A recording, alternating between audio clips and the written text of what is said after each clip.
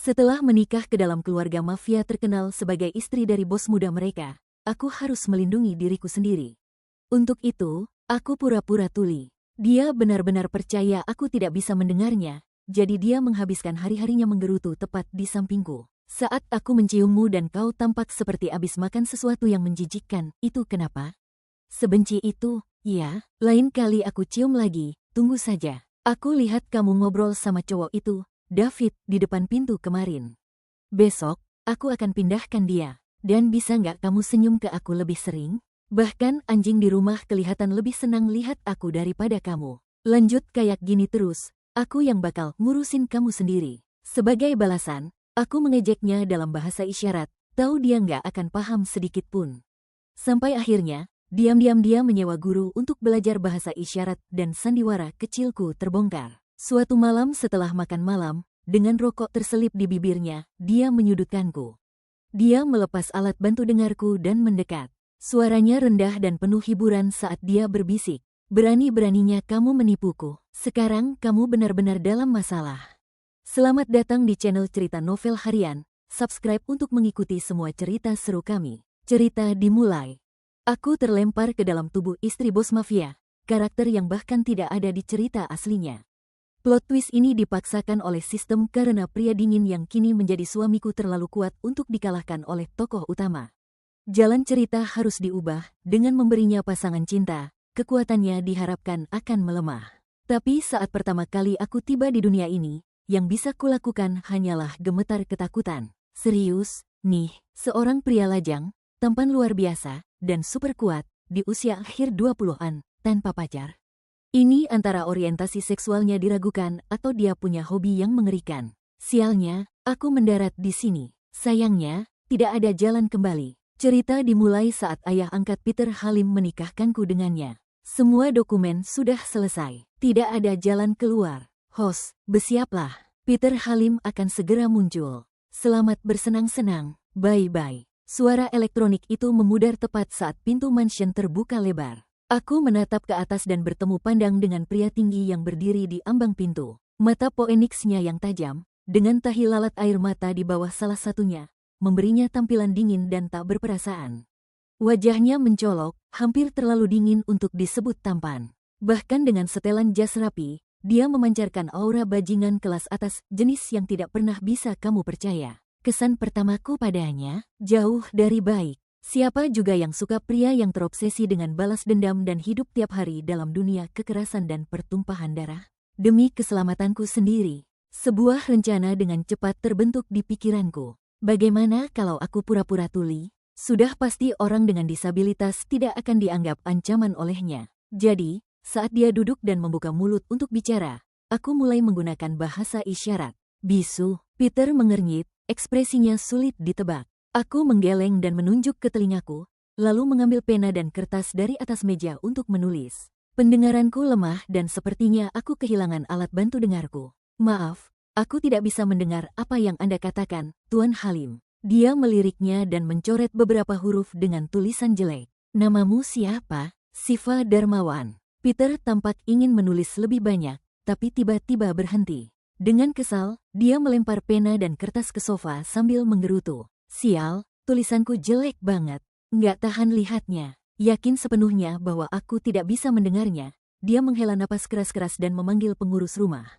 Bibi Mei, antar Nona Siva Darmawan ke rumah sakit untuk dapat alat bantu dengar baru. Aku panik. Ke rumah sakit pasti akan membuat penyamaranku terbongkar. Tapi untungnya, sistem memberiku satu kotak peralatan. Aku mengeluarkan alat bantu dengar itu, menunggu saat dia tidak melihat, lalu menjatuhkannya ke lantai. Dengan tendangan cepat, aku selipkan benda itu ke bawah meja kopi. Aku melambaikan tangan pura-pura panik, lalu menunjuk ke lantai. Begitu dia memperhatikanku, aku menarik tangannya dan menulis huruf di telapak tangannya. Alat bantu dengar. Aku lihat, di bawah meja. Dia tampak sedikit gemetar saat disentuh, tapi segera mengerti.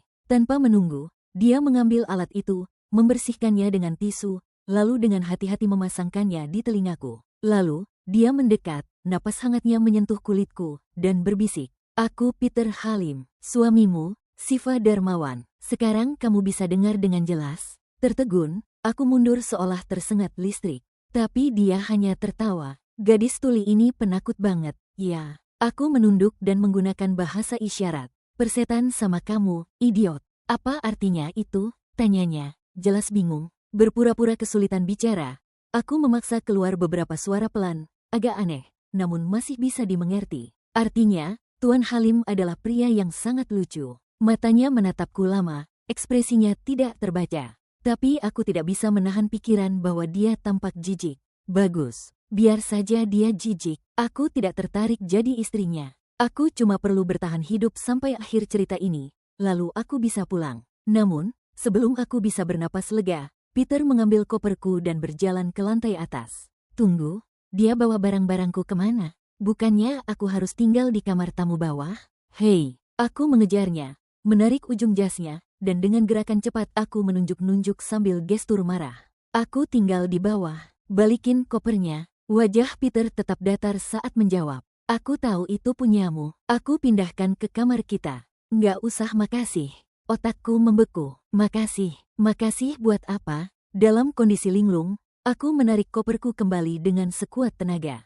Dia menatapku, wajahnya yang sudah tanpa senyum jadi semakin gelap. Jadi kamu nggak mau sekamar sama aku? Kamu jijik sama aku? Ya, nada suaranya makin dingin tiap katanya. Aku langsung mandi keringat dingin, refleks menyentuh alat bantu dengar di telingaku. Bentar, ini kan tokoh jahat di utama cerita. Bahkan tokoh utama aja pernah dihajar setengah mati sama dia di novel. Semua gara-gara statusnya sebagai villain overpower. Apa aku gila barusan ngajak ribut orang ini? Aku bisa jadi korban selanjutnya. Menyadari bahaya yang mengintai, aku dengan canggung menyerahkan kembali koper itu padanya, lalu berkata perlahan sambil membesar-besarkan gerakan tangan agar sesuai. Aku bukan jijik, aku cuma agak takut. Takut kenapa? Mukaku seseram itu, ya. Dia membalikkan badan dengan santai, menggantungkan pakaianku di lemari, lalu masuk ke kamar mandi. Saat mencuci tangannya, dia menangkap bayanganku di cermin. Aku duduk gugup di atas ranjang, memetik-metik jari karena aku telah melepas alat bantu dengar. Aku pura-pura tidak mendengar saat dia memandangku. Aku membalasnya dengan senyum bodoh. Idiot, penakut banget, gumamnya. Apa, Tuan Halim? Tanyaku keras-keras, sambil tanganku membentuk bahasa isyarat. Dasar tolol, bisa nggak sih berhenti ngatain aku? Dia tertawa kecil, jelas terhibur oleh sesuatu. Mengalihkan topik, dia menunjuk ke tempat tidur. Aku bilang, malam ini kamu dan aku tidur di sini. Kata-katanya menggantung di udara. Otakku langsung blank, pipiku memanas. Dia serius, kita benar-benar bakal tidur bareng? Bukannya dia harusnya fokus menghadapi tokoh utama, atau merencanakan balas dendam? Tapi sistem malah ngasih dia seorang istri, dan dia terima-terima aja. Di luar, badai mulai bergemuruh. Petir menyambar di kejauhan, kegelapan menelan seluruh rumah. Saat Peter membuka kancing bajunya satu persatu, jantungku tenggelam bersamaan dengan setiap gerakannya. Tapi lalu, dia menarik sebuah alas tidur dari sudut ruangan dan membentangkannya di lantai marmer. Dia mengirimiku pesan teks. Pengelola properti baru saja memberitahu akan ada pemadaman listrik malam ini. Dengan listrik mati dan petir, aku nggak mau kamu ketakutan. Aku juga nggak mau harus jelasin ke ayah angkatmu kalau terjadi apa-apa padamu. Ini pasti trik dari si sistem sialan itu lagi. Pukul 9 malam, listrik padam dan ruangan tenggelam dalam kegelapan. Peter sudah berbaring di lantai. Seharusnya aku takut, gelap, badai, tapi anehnya suasananya menenangkan. Aku akhirnya bisa bernapas lega. Tak ada gerakan dari pria di bawah sana. Tapi aku merasa haus. Dengan pelan, aku membuka kunci ponsel dan berjalan mengendap-endap ke arah pintu untuk mengambil air ke bawah. Begitu kakiku keluar dari kamar, sebuah tangan mencengkeram pergelangan kakiku. Jangan pergi. Suaranya serak dan putus asa, sangat berbeda dari pria percaya diri sebelumnya. Cengkeramannya di pinggangku menguat saat petir kembali menyambar. Dalam gelap, aku menangkap sorot matanya yang bergetar. Aku tidak bisa menahan tawa. Jadi, bos mafia pun takut badai dan listrik padam. Keesokan paginya, aku terbangun sendirian di tempat tidur. Peter sudah pergi, tapi aku masih jelas mengingat betapa eratnya dia memelukku semalaman. Aku tidak takut padanya lagi, karena ternyata dia justru lebih penakut. Saat aku menuruni tangga, aku bertemu kepala pelayan, Benyamin, yang sedang memegang tali anjing husky. Nyonya, ini Lucky. Tuan Halim menemukannya di jalan 2 tahun lalu. Dia menuliskannya di secarik kertas, berjaga-jaga kalau aku tidak bisa mendengarnya. Aku mengulurkan tangan untuk mengelus anjing itu, dan dia langsung menempelkan kepalanya ke tubuhku. Sama kayak majikannya. Nggak perlu repot-repot begitu. Aku bisa dengar dengan alat ini, kataku sambil mengetuk alat bantu dengar di telingaku. Benyamin, aku mau ajak dia jalan-jalan. Laki sedikit pincang di kaki belakang kirinya, tapi tetap penuh semangat. Namun belum jauh kami berjalan, dia mulai menggonggong liar. Sepasang sepatu kulit mengkilap muncul di hadapanku. Wah, ini dia pengantin barunya, Tuan Halim. Nikah tapi nggak undang saudara-saudara. Dingin banget, iya. Suara lelaki yang licik terdengar di udara. Saat aku mendongak, kulihat seorang pria dengan rambut pirang yang diputihkan berdiri di sana. Ini jelas nggak ada di cerita asli. Tapi wajar saja, Peter Halim punya musuh di mana-mana. Tak mengherankan kalau ada yang datang cari gara-gara. Salah satu dari mereka mencoba mendekat, tapi laki memperlihatkan taringnya, siap menerkam. Nona, kami cuma ngajak minum, kok. Sekarang kamu mau ikut baik-baik, atau harus kami paksa? Sudah jelas, berpura-pura tuli tidak ada gunanya lagi. Minum sendirian itu membosankan, kan? Kataku sambil tersenyum, berusaha menjaga nada suara tetap ringan. Gimana kalau kita main permainan minum? Yang kalah harus minum. Preman berambut kuning itu menyeringai, jelas terlalu percaya diri. Oke, aku nggak pernah kalah, tahu. Tapi saat ronde ketiga bir habis, 4 dari mereka sudah tumbang di atas meja. Pandangan si rambut kuning mulai kabur, dan aku langsung memanfaatkan momen itu, pura-pura ingin ke kamar mandi. Tapi orang ini nggak sebodoh yang lain. Dia menangkap tanganku, mencurigai aku mau kabur. Laki, yang diikat ke kursi tak jauh dari situ, langsung bereaksi saat mendengar keributan. Saat rambut kuning menarik lenganku, laki menyeret kursinya dan berlari ke arah kami. Dalam perkelahian itu, rambut kuning terjatuh, dan pisau lipat miliknya terlepas, menyayat punggung tanganku, meninggalkan luka tajam yang menyengat. Rambut kuning jadi kalap. Dia mencengkeram tengkuk laki dan menendangnya keras. Melihat itu, aku langsung marah. Aku meraih botol bir kosong dan mengacungkannya ke arah wajahnya. Kalau kamu kehilangan kendali sekarang, kamu bakal nyesel nanti, teriakku. Suaraku gemetar karena adrenalin. Lewat jendela kaca, aku sudah bisa melihat seseorang mendekat, wajahnya gelap penuh amarah, dengan tongkat besi di tangannya. Nyesel, jangan bikin aku ketawa, rambut kuning menyeringai sinis. Aku ajarin kamu pelajaran sekarang. Tutup mulutmu, Farhan Mahendra. Sepertinya kamu lupa tempatmu. Suara rendah dan marah terdengar dari belakangnya. Peter Halim berdiri di sana, wajahnya murka. Sekali gerakan, dia menghantam Farhan ke lantai, menekannya dengan mudah. Salah aku, Bang. Aku kira cukup telpon doang biar masalah kelar. Nggak ngangka abang bakal datang langsung. Aku nggak beneran mau nyakitin dia. Aku cuma bercanda. Iya, kan, Kak? Aku nggak nyakitin kamu, kan? Aku tidak menjawab. Dengan tenang aku menepuk luka di tanganku dengan tisu. Alat bantu dengarku terjatuh saat pertarungan tadi, jadi aku harus tetap menjaga penyamaranku. Tatapan Peter meluncur dari telingaku ke darah di tanganku. Ekspresinya menggelap, dan yang keluar setelahnya adalah serangkaian sumpah serapah yang bisa dibilang seni makian tingkat tinggi. Farhan mulai memohon nyawanya. Para preman lain yang baru saja sadar kembali, langsung ambruk lagi, tahu diri untuk tidak ikut campur. Ampun, Bang, aku janji nggak ngulangin lagi. Tolong lepasin aku. Dasi Peter sudah miring, salah satu mansetnya hilang. Penampilannya agak berantakan, tapi anehnya, aku merasa dia lebih bisa ditoleransi dari sebelumnya. Aku melepaskan ikatan laki dari kursi, berniat memanggil Peter untuk pulang. Tapi sebelum aku sempat bicara, salah satu pemabuk mengayunkan botol kosong ke arahnya. Darah mengalir dari dahi Peter, menetes turun membentuk garis merah di wajahnya. Pemandangan itu cukup membuat semua orang kabur ketakutan. Dengan tangan gemetar, aku mengeluarkan tisu, berniat menekannya ke luka itu. Tapi Peter tetap tenang, malah menunduk untuk mengambil alat bantu dengarku yang terjatuh. Dia meniup debunya, lalu memasangkannya kembali ke telingaku dengan hati-hati. Napasnya hangat menyentuh kulitku saat dia bertanya, "Alat ini masih berfungsi? Selain tanganmu, kamu terluka di mana lagi?" Saat itu, ada sesuatu yang berubah di dalam diriku. Tanpa sadar, dia telah menyentuh bagian paling lembut dari hatiku. Pastikan lukanya tetap bersih, sang dokter keluarga mengingatkan sebelum pergi. Dan hindari terkena air. Kalau sampai infeksi, bisa repot.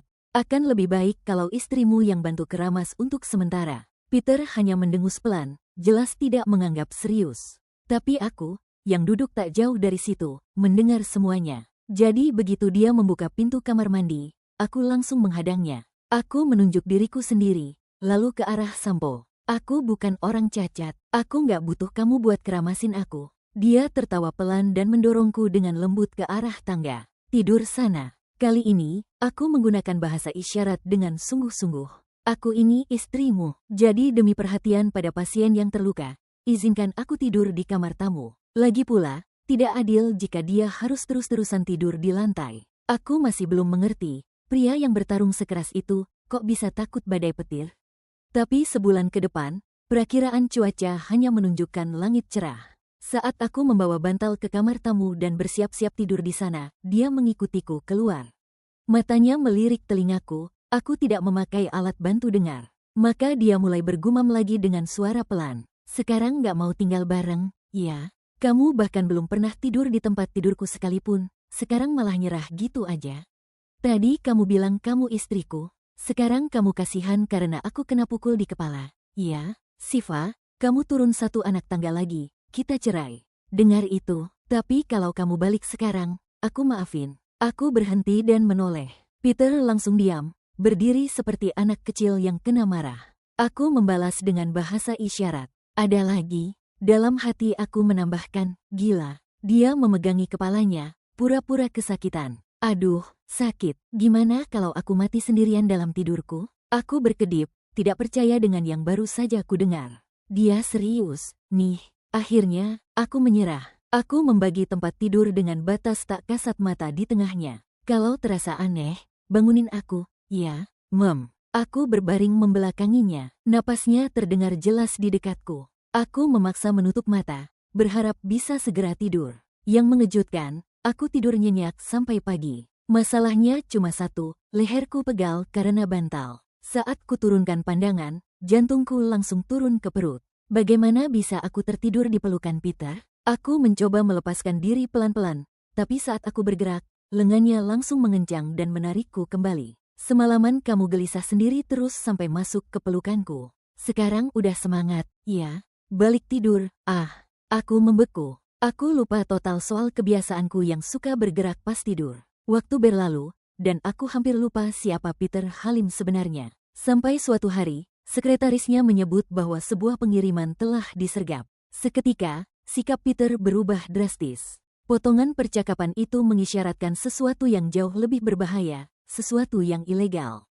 Tanpa sepatah kata pun padaku, dia langsung pergi dari rumah. Sudah hampir 3 bulan aku tinggal bersamanya, tapi ternyata aku masih tahu sangat sedikit tentang dirinya. Sistem memang memberitahuku identitasnya, tapi tidak soal konflik-konflik rumitnya dengan para tokoh lain. Bagaimana kalau dia memang penjahat? Pikiran itu menghantuiku. Berat. Laki mendorong kakiku dengan bola di mulutnya, minta diajak bermain. Dengan pikiran kalut, aku mengelus bulunya yang mengilap. Kalau Peter benar-benar seburuk itu, bagaimana caranya aku kabur?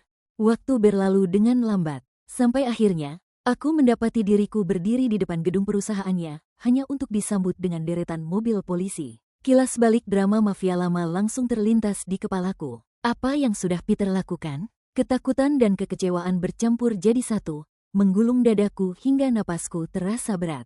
Nyonya, kenapa Anda ada di sini? Teddy, sekretaris Peter, menatapku terkejut sambil menyesuaikan kacamatanya. Begitu menyadari aku tidak bisa mendengar, dia segera mengulangi pertanyaannya dengan bahasa isyarat. Apa yang dilakukan Peter? Kenapa ada polisi? Tanyaku balik dengan tangan bergetar. Teddy tidak langsung menjawab, tapi saat aku melirik ke televisi di lobi kantor, berita sedang tayang. Operasi kepolisian terbaru berhasil menangkap kelompok kriminal yang terlibat dalam penculikan dan perdagangan anak. Cuplikan menampilkan anak-anak, beberapa bahkan masih berusia 4 tahun, yang berhasil diselamatkan dari ruang bawah tanah tempat mereka dikurung. Lalu kamera berpindah ke seorang pria yang sangat kukenal. Seorang reporter bertanya, "Tuan Halim, bagaimana Anda bisa menemukan aktivitas kriminal Jordi dan rekannya, serta menggagalkan transaksi mereka?" Peter menjawab tenang, "Karena aku tahu dia nggak akan pernah berubah." Hari itu, Polisi datang ke perusahaan Peter bukan untuk menangkapnya, melainkan untuk mengambil alih perlindungan anak-anak yang dia selamatkan dari para pelaku perdagangan manusia. Hari itu juga aku tahu tentang masa lalu Peter Halim.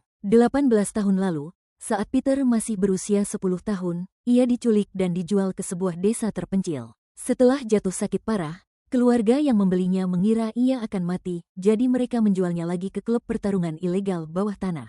Saat itu, pertarungan gelap sangat populer. Banyak orang kaya diam-diam berinvestasi besar di bisnis ini. Peter dijual ke salah satu klub milik Jordi. Untuk bertahan hidup, dia harus terus bertarung. Kalah artinya dikurung di ruang bawah tanah lembab dan dibiarkan kelaparan. Pernah suatu kali, Peter bercerita padaku dengan santai. Dulu aku anak yang penakut. Kalau mereka ngurung aku di ruang bawah tanah, pasti selalu pas lagi hujan deras dan badai. Mungkin itu sebabnya aku takut petir sampai sekarang.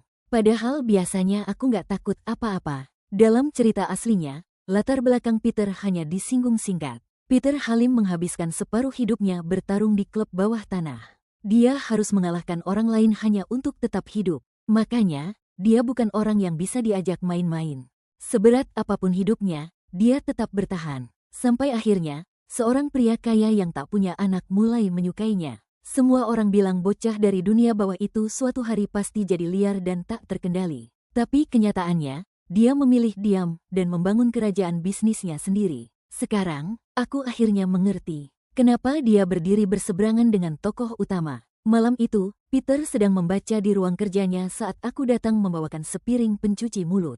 Begitu aku masuk, dia buru-buru menutup bukunya. "Aku buat ini untukmu," kataku sambil meletakkan piring di meja. Aku menunjuk ke alat bantu dengarku, memberitahu bahwa aku bisa mendengarnya dengan jelas sekarang. Tanpa ragu, dia langsung mencicipinya. Aku tersenyum, tapi terdiam saat mataku menangkap bekas luka di lengannya, nyaris tersembunyi di balik tato. Dia tidak tahu bahwa aku sudah mendengar kisahnya dari Teddy, atau bahwa aku diam-diam mengunjungi kantornya. Setelah lama diam, akhirnya aku bicara. "Peter, boleh aku lihat punggungmu?" Dia sempat ingin bercanda, tapi saat melihat aku memakai alat bantu dengar, dia menahan diri. Tatapannya ragu, tapi dia tidak menolak. Perlahan, dia membuka kancing bajunya. Seekor naga megah terpatri di punggungnya lewat tato besar. Tapi di balik itu, bekas luka demi bekas luka mencoret kulitnya. Tanpa sadar, aku mengulurkan tangan dan menyentuh bekas itu dengan lembut. Tubuhnya bergetar sedikit, tapi dia tidak berkata apa-apa. Ruangan hening. Satu-satunya suara yang terdengar hanyalah tetesan air mataku yang jatuh membasahi punggungnya. "Pasti sakit banget," bisikku. Peter Halim menghapus air mataku dengan ibu jarinya, lalu menggeleng pelan. "Itu semua sudah lewat. Udah nggak sakit lagi. Kamu kasihan ya sama aku? Nggak pernah dengar kalau kasihanin pria itu bawa sial? Siva, jangan nangis." Sebuah ciuman ringan menyentuh keningku. Dan saat itu juga, aku menyadari, aku tak bisa lagi menjauhinya. Aku melihat lowongan pekerjaan di sekolah tunarungu dekat rumah, tapi aku masih belum berani mengakui pada Peter Halim bahwa selama ini aku hanya berpura-pura. Awalnya aku memalsukan kondisiku demi melindungi diri. Kupikir, dia tidak akan terlalu peduli padaku. Tapi sekarang, melihatnya diam-diam berlatih bahasa isyarat dengan canggung di ruang kerjanya, rasa bersalah mulai menggerogoti hatiku. Bagaimana kalau aku jujur dan dia marah? Bagaimana kalau dia mengusirku? Pikiran-pikiran itu terus menghantuiku, membuatku bahkan sulit menatap matanya. Tanpa sepengetahuanku, Peter Halim justru mengira dia telah membuatku kesal. Dia menggenggam tanganku, mengajak laki, dan mengajakku jalan-jalan. Tapi sebelum aku sadar, dia malah membawaku ke toko perhiasan untuk membelikan kalung. Aku buru-buru melambaikan tangan, menolak. Tapi dia sudah terlebih dulu mengaitkan kalung itu di leherku. Para pramuniaga langsung berseru antusias, menawarkan perhiasan lainnya. Tepat saat itu, seorang wanita berpakaian mewah menerobos masuk. Matanya melirik ke kalung di leherku, lalu menyodorkan kartu pada kasir. "Saya beli yang sedang dia pakai." Peter tampak kebingungan. Sebelum si kasir sempat menjawab, dia menoleh ke wanita itu dengan ekspresi tak percaya. "Matamu buta dua-duanya, ya? Nggak lihat kalau dia udah pakai? Aku bayar kemarin. Kamu pikir kamu siapa tiba-tiba datang dan mau beli seenaknya?" Wanita itu belum sadar bahwa Peter berjongkok di sampingku. Begitu dia sadar, dia terkejut, buru-buru merapikan mantel bulunya dan menatap kami dengan pandangan jijik sebelum berbalik. Saat matanya menatap alat bantu dengar di telingaku, dia mencibir. Perempuan tuli pakai kalung sebagus itu, sayang banget. Lalu dia pergi terburu-buru. Peter mendesis, bersiap menyusul untuk memarahinya.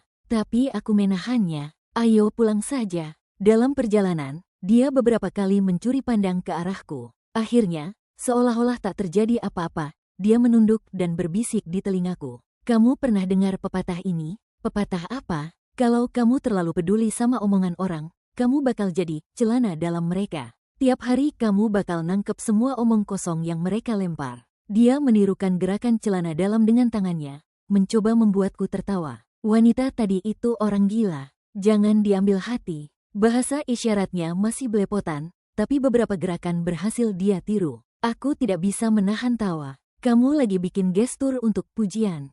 Yang benar itu begini kalau mau bilang gila. Aku menunjukkan isyarat yang benar. Tapi tangannya terhenti. Dia menatapku serius. Siva, aku. Dia terdiam di tengah kalimat, lalu tiba-tiba mencopot alat bantu dengarku dan mendekat ke telingaku. Aku suka kamu. Apa dia benar-benar mengira aku tidak akan mendengarnya hanya karena dia mencabut alat bantu dengar? Wajahnya merah padam. Dia menghindari tatapanku, tidak menyadari bahwa telingaku juga ikut memerah.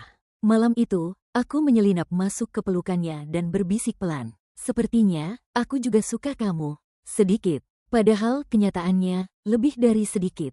Teddy, sekretaris Peter, ternyata pernah bekerja paruh waktu di sekolah tunarungu. Jadi saat dia datang menjemput Peter, aku bertanya padanya soal lowongan pekerjaan di sana. Selama seminggu, aku mengumpulkan informasi. Dan akhirnya aku memutuskan, akhir pekan ini, aku akan jujur. Aku akan mengakui semuanya pada Peter, bahwa aku sebenarnya tidak tuli.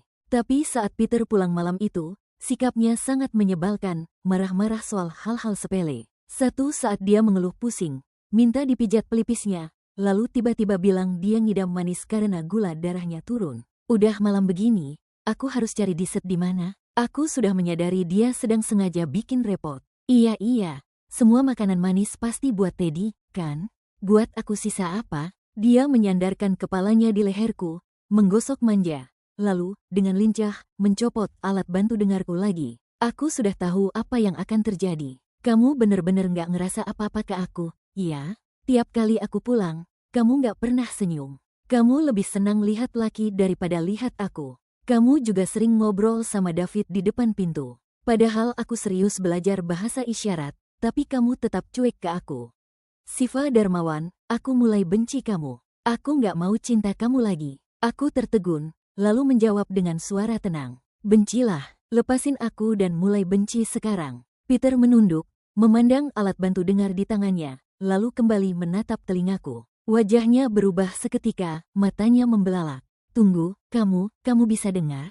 Dia melonjak dari sofa seperti kesetrum, merogoh saku, dan buru-buru membuka ponselnya, bersiap menelepon rumah sakit. Tunggu, Peter Halim, aku memang bisa dengar sejak awal. Dia menghela napas tajam, lalu bertanya dengan hati-hati. Jadi, semua yang pernah aku bilang, kamu dengerin? Aku mengangguk. Keheningan yang canggung itu hanya diputus oleh suara gonggongan laki. Peter berbalik, masuk ke dapur. Sesaat kemudian suaranya terdengar pelan dari dalam. Jadi, yang aku bilang waktu itu, kamu juga dengar? Aku tidak menjawab pertanyaannya secara langsung. Sebaliknya, aku bertanya, kamu gak marah? Aku udah bohong selama ini. Marah kenapa? Marah karena kamu ternyata sehat? Pria yang biasanya arogan itu sekarang malah bersembunyi di dapur, tak mau keluar. Sangat bertolak belakang dari sikapnya yang sebelumnya. Aku menghela napas panjang. Aku dengar semuanya waktu itu. Dan aku juga udah jawab. Peter mengintip dari balik pintu. Cahaya memantul di potongan rambut pendeknya sampai aku ingin sekali menyentuhnya. Waktu kamu tidur, lanjutku sambil tersenyum.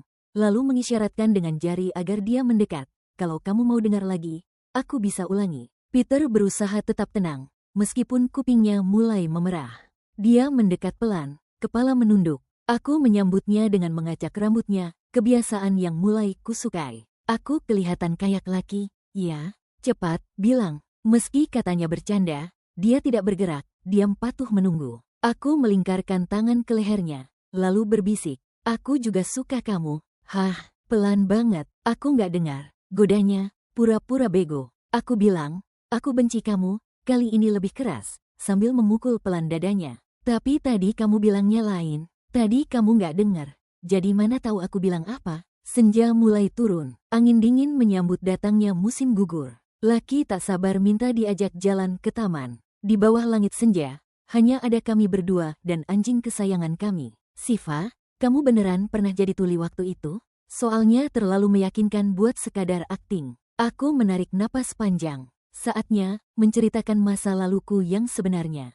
Dari mana aku berasal? Siapa aku sebenarnya? Aku bukan diadopsi oleh sistem. Ayahku menemukanku saat masih bayi, ditinggalkan, dibuang. Aku duduk di bangku taman dan mulai menceritakan masa kecilku kepada Peter. Ayahku tidak pernah berbicara. Dia hanya bisa mengeluarkan suara-suara aneh saat tertawa. Kalau dia memanggil 2 kali, artinya waktunya makan. Kalau dia membentuk segitiga dengan tangannya, artinya waktunya sekolah. Saat aku tumbuh besar, tetangga-tetangga suka mengejekku. Ayahmu nemu kamu di tumpukan sampah, tahu nggak? Kalau nggak, kenapa kamu bisa ngomong, padahal ayahmu tuli? Kenapa kamu nggak nurunin ketulian dia? Setiap kali mendengar itu, aku jadi marah. Aku lari pulang dan mengadu pada ayah. Tapi ayah hanya tersenyum, kerutan di sudut matanya makin dalam, lalu menepuk tanganku pelan dan bilang, "Makan, ya." Air mataku mulai menggenang saat aku melanjutkan. Ayah adalah duniaku. Dia tidak bisa bicara, jadi aku jadi suaranya. Kalau orang lain nggak paham dia, aku yang bantu jelaskan. Kami selalu jadi tim. Setelah aku genap 18 tahun, ayah mengajakku duduk dan berkata, "Sekarang kamu sudah mandiri. Masa depanmu ada di tanganmu sendiri. Jangan pernah korbankan itu demi siapapun. Selama ini aku sudah mencintaimu seperti anak kandung. Tapi aku nggak mau jadi beban bagimu. Aku tak bisa berhenti menangis malam itu. Cintanya selalu ada. Sederhana, tapi tulus." Setelah lulus kuliah, aku jadi penerjemah bahasa isyarat. Ayah sangat bangga. Bahkan dia belajar cara video call demi bisa ngobrol denganku. Aku menceritakan semuanya pada Peter di taman, berusaha bicara dengan suara stabil, tapi suara tangisku akhirnya pecah juga. "Peter, aku kangen ayahku. Aku sudah 6 bulan di dunia ini, dan aku bahkan gak tahu gimana perkembangan operasi kakinya. Aku gak tahu cerita ini udah sampai mana. Gak tahu apakah akhir cerita udah dekat. Aku akan lihat Peter lagi gak setelah ini? Laki, apa dia bakal lupa aku? Aku bahkan gak berani membayangkannya." Saat kebahagiaan mencapai puncaknya, yang tersisa hanyalah kehampaan. Peter bertanya dengan suara pelan, "Siapa tokoh utamanya? Suruh mereka selesaikan cerita ini cepat, supaya kamu bisa pulang." Tapi Peter percaya setiap kata yang kuucapkan. Dia tahu, begitu cerita ini selesai, aku akan pergi. Tepat di hari terakhir tahun itu, sistem kembali muncul. "Host, misimu hampir selesai. Tinggal 1 minggu lagi, dan kamu akan bisa kembali." Tapi aku tidak bisa tersenyum. Hidup tetap berjalan seperti biasa. Namun kini, tiap malam aku terbangun ketakutan. Peter Halim akan menggenggam tanganku erat tak mau melepaskan. Suatu hari, sepulang dari sekolah, begitu aku melangkah masuk ke rumah, 2 tangan besar menutupi mataku dari belakang. "Siva, aku mau ajak kamu ke suatu tempat. Ikuti saja aku." Setelah perjalanan panjang, Peter membantuku turun dari mobil dengan lembut. Kami berjalan cukup jauh. Tanganku dalam genggamannya, hingga akhirnya ia berhenti. Saat aku membuka mata, aku berdiri sendirian di depan cermin, memakai gaun pengantin putih bersih. Gaun itu pas sekali di tubuhku, meski aku belum pernah melihatnya sebelumnya. Di depanku ada sebuah pintu. Saat aku mendorongnya terbuka, bunga-bunga beterbangan dari atas. Aku melangkah masuk ke sebuah taman indah bagai mimpi, mawar putih mekar di sekelilingku, seterang salju. Aku berdiri di tengah-tengah karpet merah, dan di ujung karpet itu ada Peter Halim menungguku. Aku tak bisa menahan tawa. Semuanya begitu mengejutkan. Sebuah adegan pernikahan klasik. Tapi kali ini, akulah pengantinnya. Laki, mengenakan dasi kupu-kupu merah, berdiri patuh di samping Peter. Dengan satu isyarat dari Peter, ia berlari menghampiri, membawa sebuah kotak. Di dalamnya ada cincin pernikahan yang berkilau terang. Tak ada penghulu. Tak ada keluarga, tak ada tamu undangan. Hanya aku, Peter, dan Laki. Saat kami saling mengucapkan janji, tawa kami segera berubah menjadi isak. Kalau besok adalah hari terakhirku di sini, maka hari ini biarlah kita saling mencintai sekuat mungkin. Sejak kita menikah, kita nggak pernah punya pesta pernikahan yang layak. Hari ini aku menebus itu untukmu, Siva. Kalaupun kamu harus kembali nanti, kamu harus tahu, aku mencintaimu. Mata Peter memerah. Senyuman di wajahnya tampak lebih menyakitkan daripada tangisan. Ini adalah hariku yang terakhir di dunia ini. Aku bertanya pada sistem. Setelah cerita ini berakhir, seperti apa hidup Peter nanti? Penjahat yang tak pernah benar-benar cocok jadi tokoh jahat, apakah dia bisa bahagia? Jawaban sistem dingin dan datar. Maaf, program error. Data tidak dapat diakses. Apakah akhir cerita benar-benar berarti bagi mereka yang terperangkap dalam narasi? Mungkin. Tapi sebelum aku pergi, aku membuat sebuah harapan. Meski aku tahu itu nyaris mustahil. Kalau bisa, aku ingin bertemu Peter Halim dan laki-laki di dunia nyata. Tapi kalau tak bisa, kuharap mereka bisa melupakanku. Ternyata, 1 tahun dalam cerita itu, hanyalah 1 hari di dunia nyata. Saat aku kembali, wajah ayahku muncul di layar video call,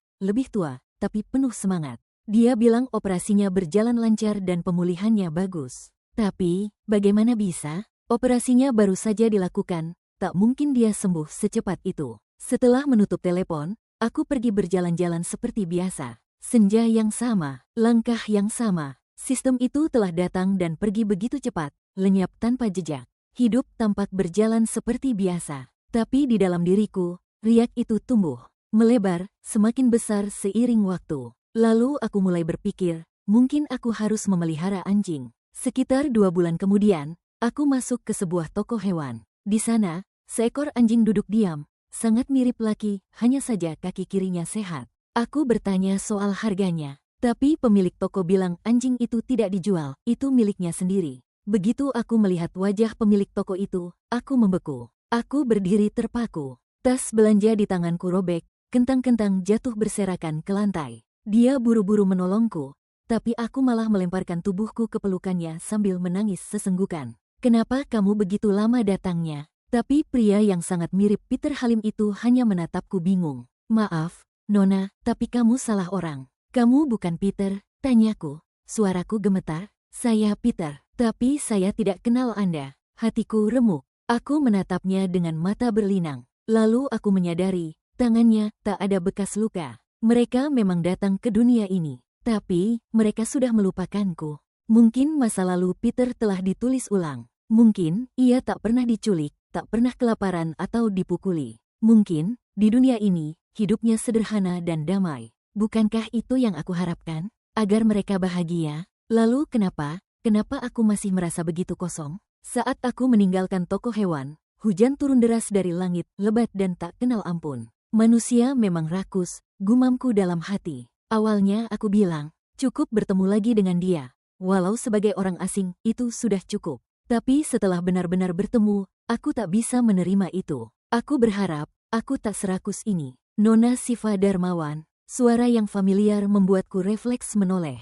Peter Halim bergegas menghampiriku, membawa sebuah payung. Kamu ingat namaku?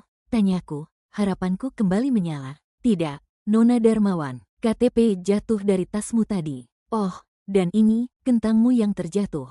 Harapanku langsung padam lagi. Hujannya deras. Ini, pakai payungnya. Kembalikan saja besok. Aku menunduk. Lucky mengibas-ngibaskan ekornya dengan semangat di kaki Peter. Aku tersenyum, lalu menerima payung itu. Baiklah, sampai jumpa besok. Setelah hari itu, aku sering mencari-cari alasan untuk mampir ke toko hewan itu. Suatu malam, aku pulang terlambat karena kerjaan. Saat akhirnya keluar, kulihat dia berdiri di pintu masuk, sedang mengobrol dengan satpam. Anjingnya setia berdiri di samping. Aku coba berjalan diam-diam, kepala menunduk, tapi dia memanggilku. Siva, oh, ngapain kamu di sini? Tanyaku santai. Tadi cuma jalan-jalan.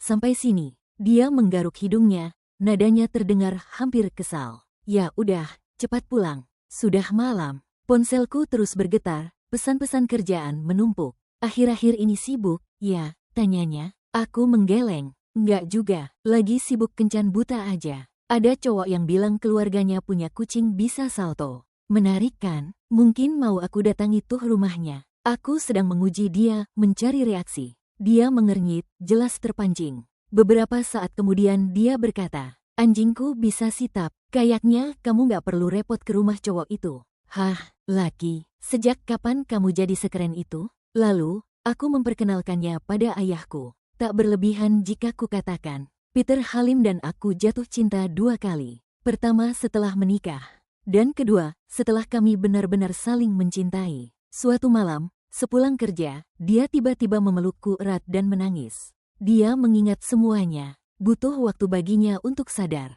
Laki sudah mengenaliku jauh lebih dulu daripada dia. Tapi tak apa, meskipun dia sempat melupakanku, aku tahu hatinya tidak pernah berhenti mencintaiku. Tamat. Terima kasih telah menonton. Semoga hidupmu indah, dan sampai jumpa di video selanjutnya.